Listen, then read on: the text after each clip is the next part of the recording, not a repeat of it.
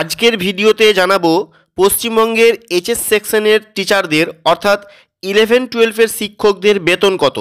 এরা চাকরিতে জয়েন করে প্রথমে এদের মান্থলি স্যালারি কত হয়, এরা হাতে কত টাকা পান, এটা আপনাদেরকে একটু জানাবো। তো চলুন এক ঝলক এদের মান্থলি স্যালারি কত সেটা দেখে নেওয়া যাক। আচ্ছা, এখানে আমি তুলে ধরেছি ক্লাস 11-12 টিচারদের স্যালারি ডিটেলস। এনারা রোপা 2019 অনুযায়ী 15 মধ্যে পড়বেন। ওকে, তো এই অনুযায়ী তাদের বেসিক হচ্ছে 42,600 টাকা। এদের বেসিক হচ্ছে 42,600, আর ডিএ বর্তমানে হচ্ছে 18% অফ বেসিকের 18% করলে দাঁড়ায় 7,668 টাকা। আর এইচআরে হয় বেসিকের 12%, সেই হিসেবে হয় 5,112 টাকা। আর এমএ ফিক্সড থাকে টিচারদের 500 টাকা। ওকে, এই সবগুলো মিলিয়ে এদেরকে গ্রস স্যালারি যোগ করলে হয়, টোটালটাই হয় 55,880 টাকা। 55,880 টাকা। আর এখান থেকে আপনার ডিডাকশন হয়, কিছু টাকা কেটে নেয় পি ট্যাক্স হিসেবে, সেটা হচ্ছে 200 টাকা।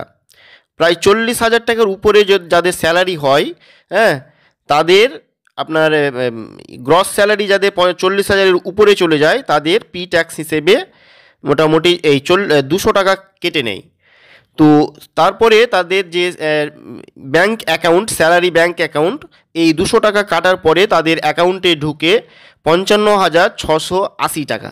বুঝতে পারলেন কত টাকা? 55,680 টাকা প্রথম জয়েন করার পরের যে মাস, হ্যাঁ, 30 দিনে তারা 55,680 টাকা পেয়ে যায়।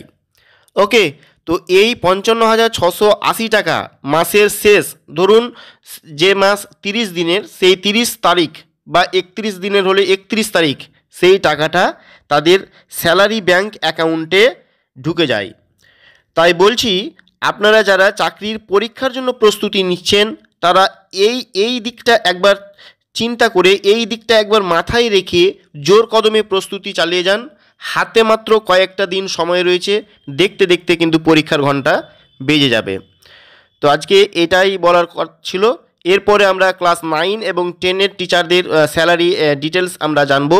তারপরে আপার প্রাইমারি এবং প্রাইমারিগুলো জানবো কত টাকা এদের বেতন হয়, প্রথম জয়েন করে তাদের কত টাকা বেতন হাতে পাই। ওকে, তো আজকের মতো এখানেই। Thank you.